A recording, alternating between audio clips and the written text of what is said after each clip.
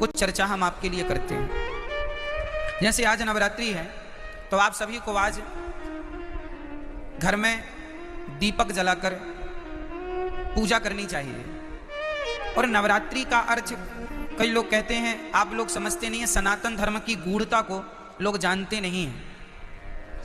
आज नवरात्रि में केवल माता जी की पूजा नहीं होती, इन नवरात्रियों में आप जिनकी पूजा करेंगे उनकी पूजा सिद्ध हो जाएगी। ये नवरात्रियों की महिमा है। जो पूजा आप करते हैं ना, ये 9 दिन ये ईश्वर की तरफ, ईश्वर इस समय पृथ्वी के बिल्कुल करीब होते हैं भक्तों की पुकार सुनने के लिए। कुल मिला के ये कहें कि जैसे गर्मियों की छुट्टी में आप लोग मन बना लेते हैं, चलो घूम आवे, बच्चों की पढ़ाई लिखाई नहीं है, चलो थोड़ा कहीं घूम आवे, तो कोई कहीं कोई कहीं, गर्मियों की छुट्टी में लोग निकल जाते हैं। उसी तरह भगवान साल में 2 बार पृथ्वी के समीप आते हैं देखने के लिए कि भक्तों का क्या चल रहा है। तो 9 दिन का भगवान छुट्टी का टाइम निकाल के 9 दूनी 18 साल में 18 दिन, नवरात्रि के 9 दिन, ये नवरात्रि के 9 दिन वो। इन नवरात्रियों में विशेष रूप से कौन?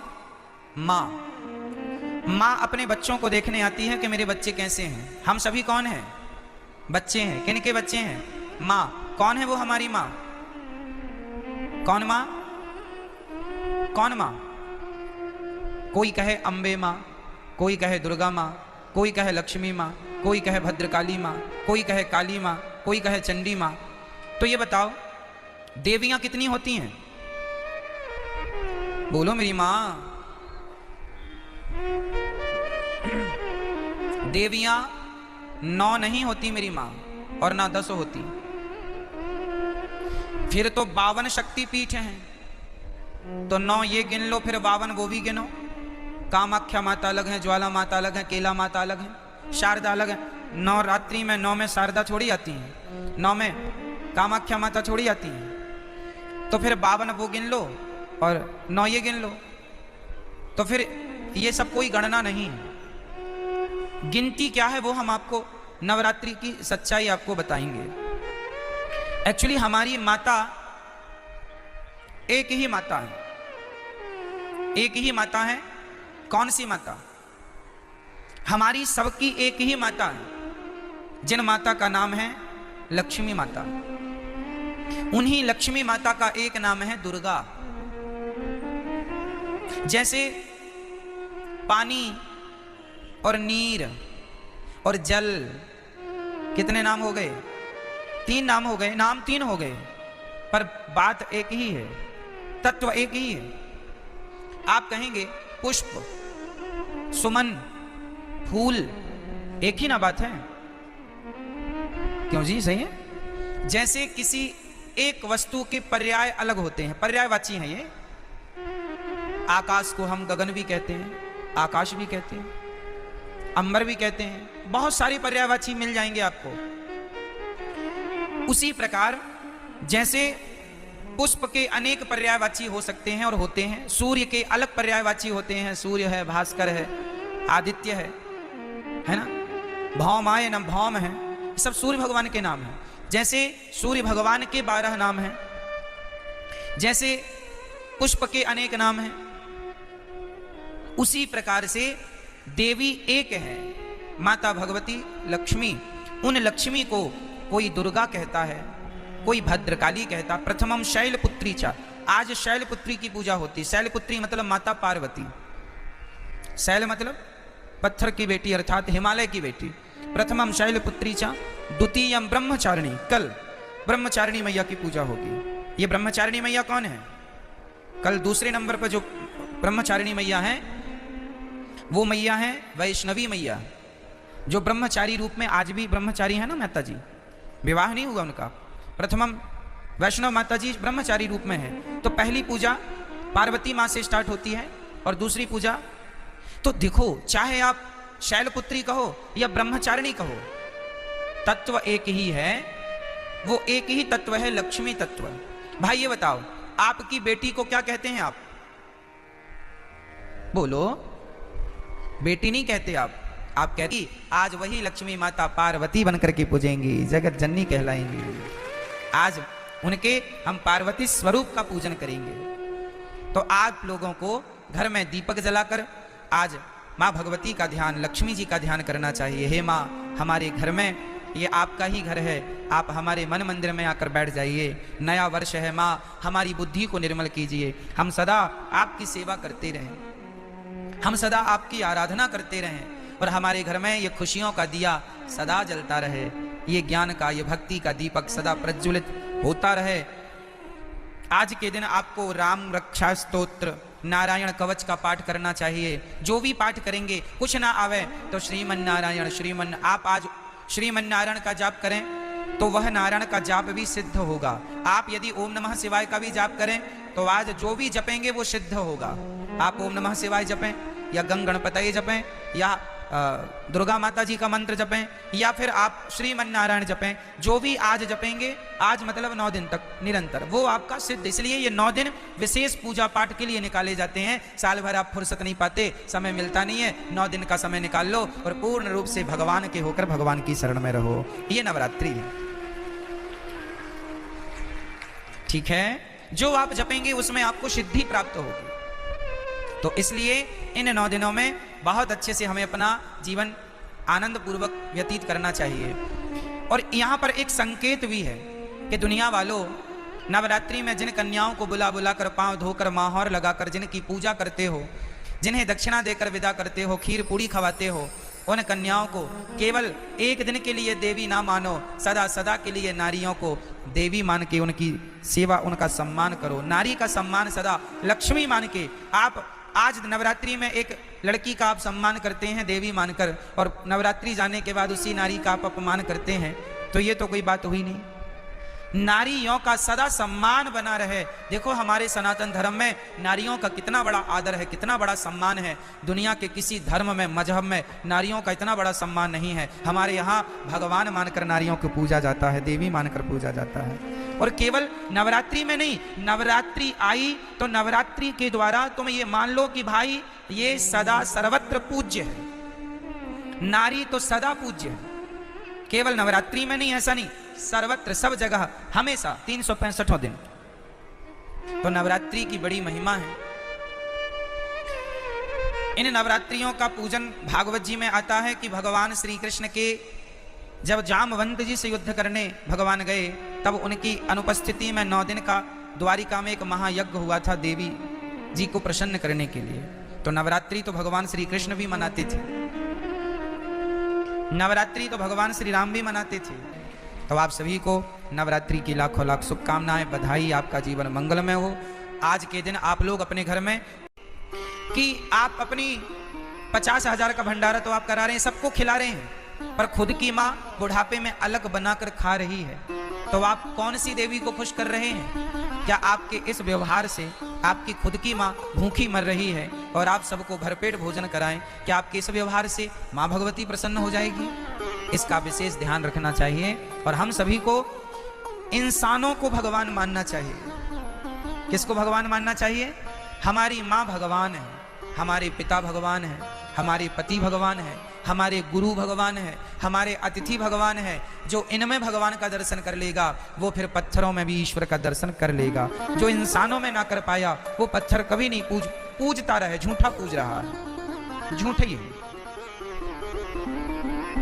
है ना। कबीर जी लिखते हैं कि पाहन पूजे हरि मिले, पाहन मीन्स पत्थर होता, पाहन पूजे हरि मिले तो मैं पूजू पहाड़, तासे तो चक्की भली जो पीस खाए संसार। पत्थर ही पूजना है तो तुम्हारी चक्की भी पत्थर की होती है, उसी को पूज लो, क्योंकि वो तो कम से कम तुम्हें आटा देती है पीस के। पत्थर ही पूजने हैं तो चक्की को क्यों नहीं पूजते? तो पत्थर पूजने की बातें नहीं है हमारे सनातन धर्म में। हमारे यहां मंदिर बाद में बने हैं। सनातन धर्म की गहराइयों को समझना पड़ेगा। कई लोग कहते हैं सनातन धर्म में तो पत्थर की पूजा होती है। ना जी, हमारे यहां पत्थर की पूजा नहीं होती। किसकी पूजा होती है वो मैं आपको आज स्पष्ट कर देता हूं। सुनो, हमारे वेद कहते हैं, पहला वाक्य है मातृदेवो भव, पितृदेवो भव, आचार्य देवो भव, अतिथि देवो भव। ये 4 वाक्य वेद का पहला मंत्र है। ये वेद यहां से शुरू होते हैं। पहली आज्ञा वेदों की क्या है? मातृदेवो भव, मां को भगवान मानकर सेवा करो, ये वेदों की पहली आज्ञा है। पिता को भगवान मानकर उनकी सेवा करो, ये वेद की दूसरी आज्ञा है। अतिथि को भगवान मानकर सेवा करो, ये तीसरी आज्ञा है। और गुरु को भगवान मानकर सेवा करो, ये चौथी आज्ञा है। अब सोचो, ध्यान से समझना, जो व्यक्ति पहाड़े में काखा गाघा को समझ लेगा, भाई अखबार में भी काखा गाघा ही लिखा है, पर अखबार के काखा गाघा को समझने के लिए पहले आपको कौन सा काखा गाघा पढ़ना पड़ेगा? स्कूल में जाकर, स्कूल में हमें बुक मिलती है, उसमें जो काखा गाघा लिखा है उसको पहले मास्टर जी समझाते हैं। जब आप स्कूल जाके काखा गाघा समझ लेंगे तो फिर अखबार का काखा गाघा समझ में आ जाएगा। यदि स्कूल में काखा गाघा समझ नहीं पाए तो अखबार आप पढ़ नहीं पाएंगे। अखबार पढ़ने के पहले आपको स्कूल जाके पढ़ना पड़ेगा। जो स्कूल ना जा पाए, जो नहीं पढ़ पाए, वो आज भी अखबार नहीं पढ़ पाते। क्यों जी? सत्य है, अखबार पढ़ने के पहले क्या पढ़ना पड़ेगा? स्कूल में जाके आपको अपनी शिक्षा पूरी करनी पड़ेगी, तब कहीं जाकर हिंदी का बोध होगा, तब हिंदी का अखबार पढ़ पाएंगे। इंग्लिश का बोध होगा, इंग्लिश का अखबार पढ़ पाएंगे। उर्दू का बोध होगा, उर्दू का अखबार पढ़ पाएंगे। अखबार पढ़ने के पहले कुल मिला के आपको पहले स्कूल जाना पड़ेगा। क्या यह बात सत्य है? बोलो हाँ या ना। उसी तरह जैसे स्कूल में काखा गाघा समझ लिया एक बार, उसके बाद दुनिया में कहीं काखा गाघा लिखा हो हम तुरंत समझ लेंगे। और स्कूल में नहीं समझा तुमने काखा गाघा, तो फिर जमाने में लिखा तो है, तुम समझ नहीं पाओगे कि लिखा क्या है। आप देखो यहां बहुत कुछ लिखा है, कौन समझ पाएगा? जिन्हें अक्षरों का ज्ञान है। ज्ञान ही नहीं है, 52 अक्षर का कोई ज्ञान नहीं है, नॉलेज नहीं है, तो लिखा तो बहुत कुछ है, कहां कोई पढ़ पा रहा है? उसी प्रकार जैसे अखबार पढ़ने के पहले हमें स्कूल जाकर पढ़ना पड़ता है, उसी प्रकार पत्थर में भगवान है, पर पत्थर के भगवान को देखने के पहले अपनी माता के अंदर भगवान को देखना पड़ेगा। पहले अपने पिता का कहावत सुना होगी आपने, अनपढ़ के लिए काला अक्षर भैंस बराबर। अनपढ़ के लिए कहावत है काला अक्षर। सुनी कहावत ये वाली कि नहीं? क्या अर्थ है इस कहावत का?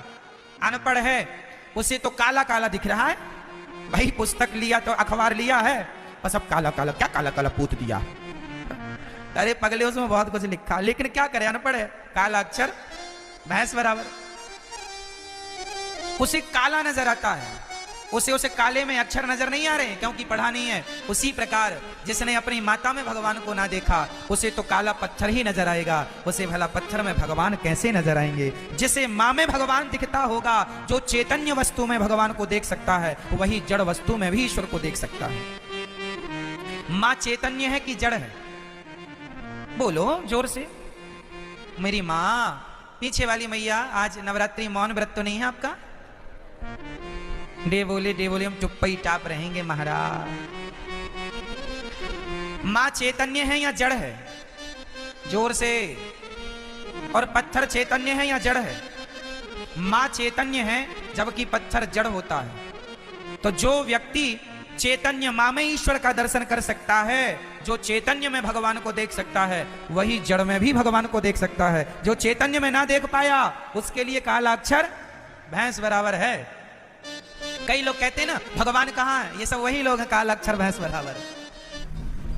भागवत जी में 18,000 श्लोक हैं, प्रवेश करते हैं भागवत जी में। आप जितने लोग यहाँ आए हैं और जितने लोगों ने भागवत जी का आयोजन कराया है, जो परिवारजन जुड़े हैं, आप बड़े भाग्यशाली हैं। आप अपना तो लोक परलोक बना ही रहे हैं, आप अपने पितरों का, पूर्वजों का भी लोक परलोक सवार रहे हैं।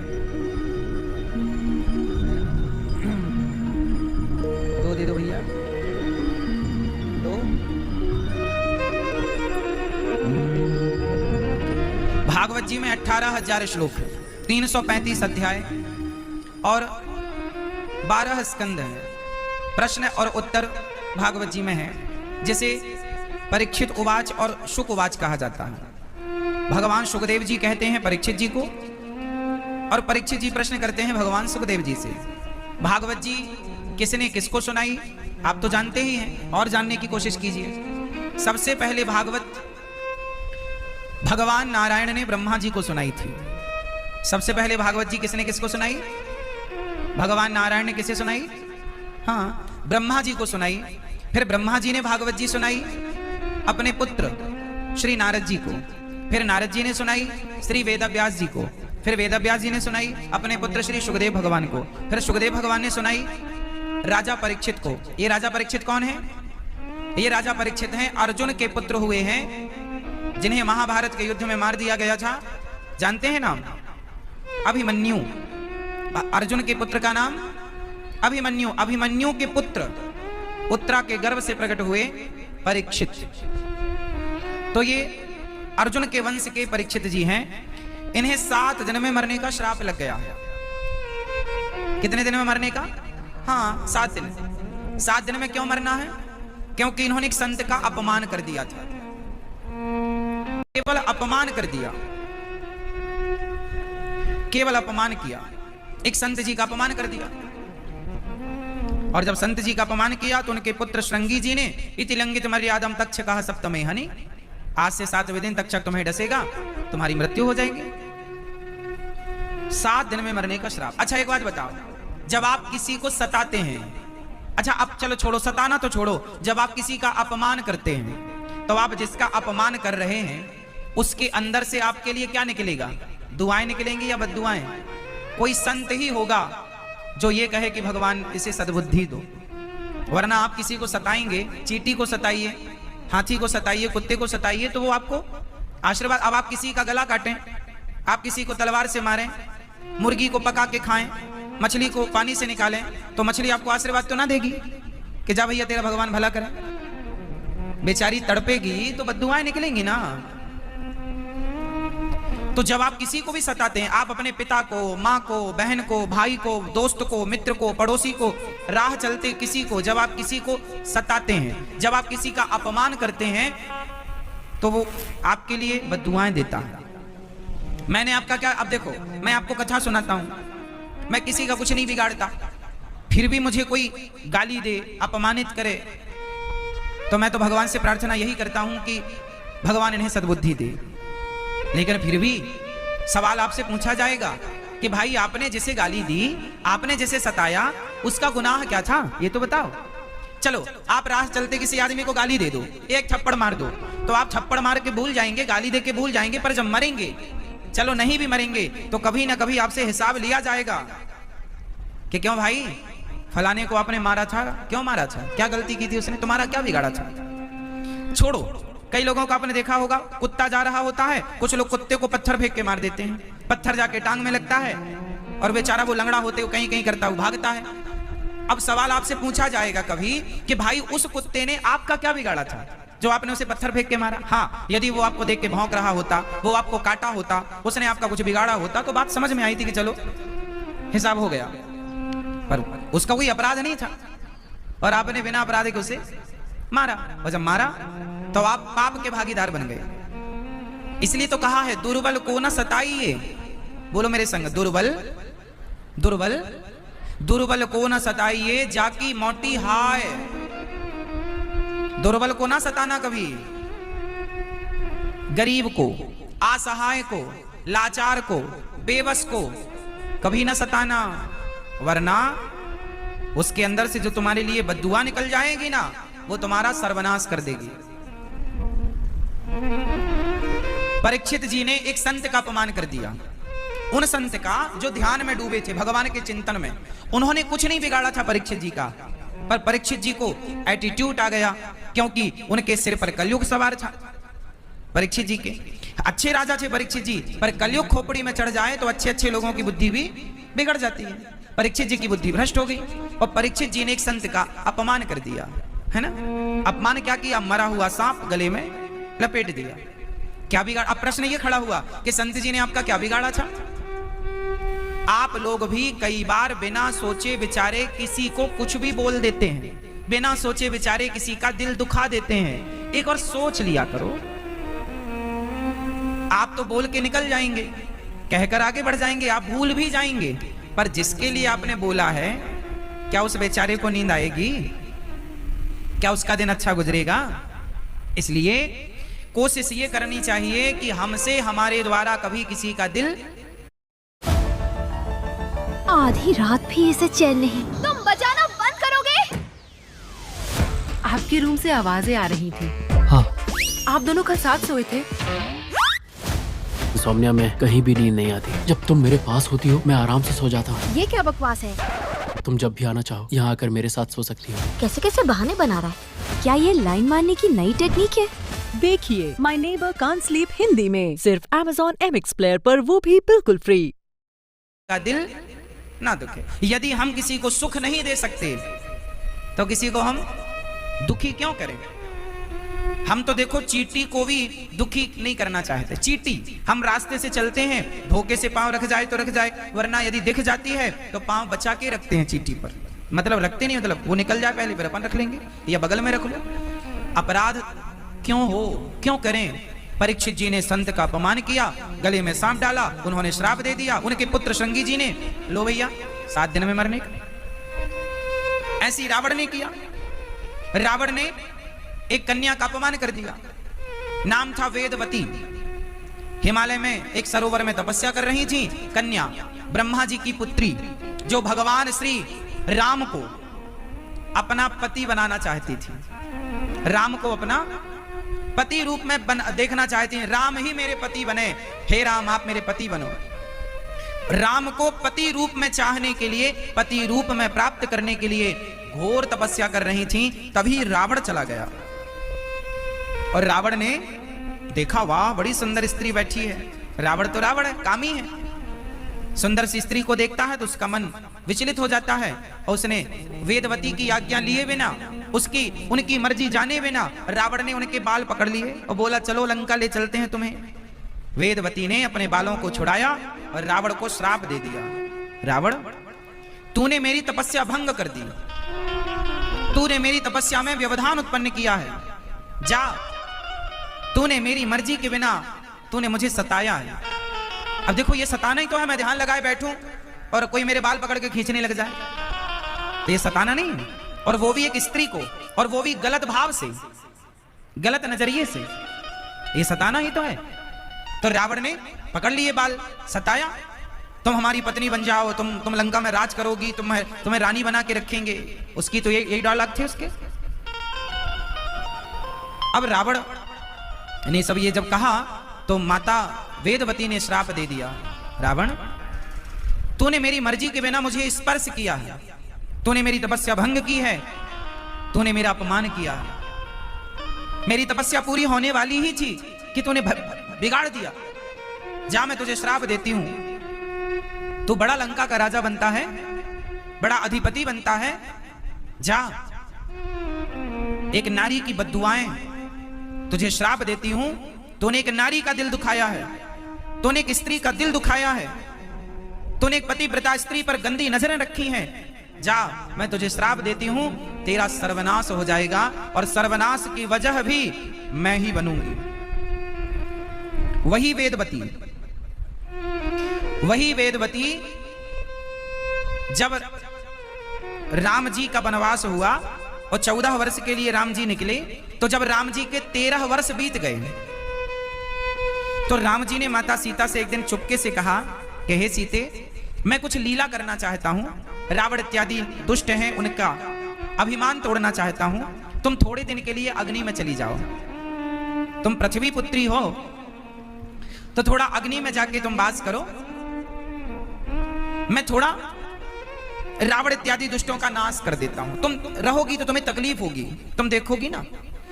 जैसे बेटे का ऑपरेशन होता है ना, तो बाप कह देता है मां से तुम जरा बाहर रहो, तुम देख ना पाओगी ना। भाई बच्चे की चीरा फाड़ी डॉक्टर करेगा तो मां ना देख पाएगी, इसलिए ऑपरेशन थिएटर में किसी को जाने नहीं दिया जाता, क्योंकि वो सब चीजें आप और हम देख नहीं सकते, चीरा फाड़ी। तो राम जी बोले रावण का ऑपरेशन करना है, उसके अभिमान का। तो सीता, तुम माँ हो ना, तुम्हें दया आ सकती है। माँ तो देखो बच्चे पर दया कर लेती है, बच्चा कितना भी बड़ा अपराधी हो, दुष्ट हो, नालायक हो, पर बच्चा तो बच्चा है ना, माँ दया कर लेती है। और यही तो राम जी को इस बात का डर था कि कहीं सीता रावण पर दया करके कहीं उसे क्षमा ना कर दे। और यदि सीता माँ ने रोक लिया तो राम जी की ताकत नहीं है कि उसे मार सकें, जैसे सीता माँ ने शरण दी है। जैसे सीता माँ ने शरण दे दी, उसे राम नहीं मार सकते। जैसे राधा रानी ने शरण दे दी, उसे भगवान श्री कृष्ण